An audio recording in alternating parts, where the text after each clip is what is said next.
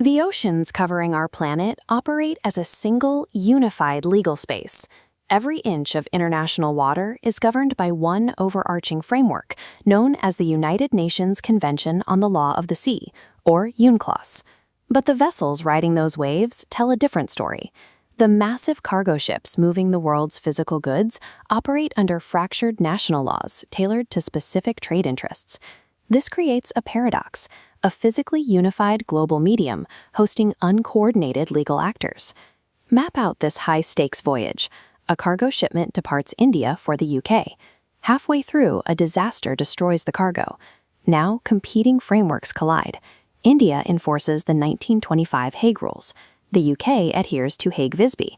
Both claim the loss. Without a supreme global authority to break the tie, multi-billion-dollar trade risks stalling in a cycle of competing court orders and jurisdictional uncertainty.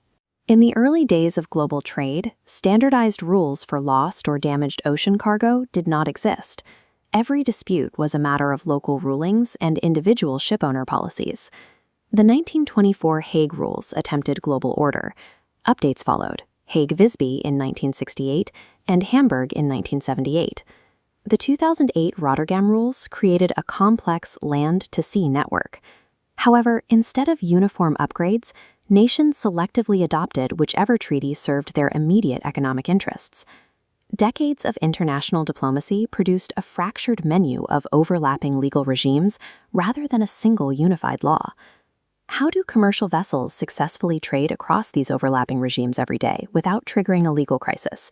The answer lies in a private contract known as the Bill of Lading. This document serves as the definitive legal framework for every individual voyage. When we zoom into the structure of this contract, we can see how it bypasses the international chaos. A single clause explicitly dictates which specific historical legal regime will govern that exact cargo. Global shipping relies on these private, specific contracts to maintain operational order across different national waters. This provides a clear resolution for our destroyed cargo scenario between India and the UK.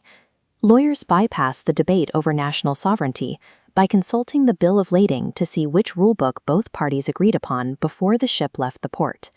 There is a rare edge case, a poorly drafted Bill of Lading that fails to specify which jurisdiction applies. This diagram illustrates the closest connection test. Judges weigh specific details, like the currency used for payment, the port of departure, or the flag flying on the ship, to find the legal system with the strongest pull on the contract. Even when the primary tiebreaker fails, the law provides a predictable fallback, ensuring that commercial disputes have a clear path to resolution. The global economy functions despite deep geopolitical disagreements because this pragmatic system of private contracts is respected across borders. While grand treaties provide the broad framework for the seas, the Bill of Lading provides operational certainty required to move trillions of dollars in cargo.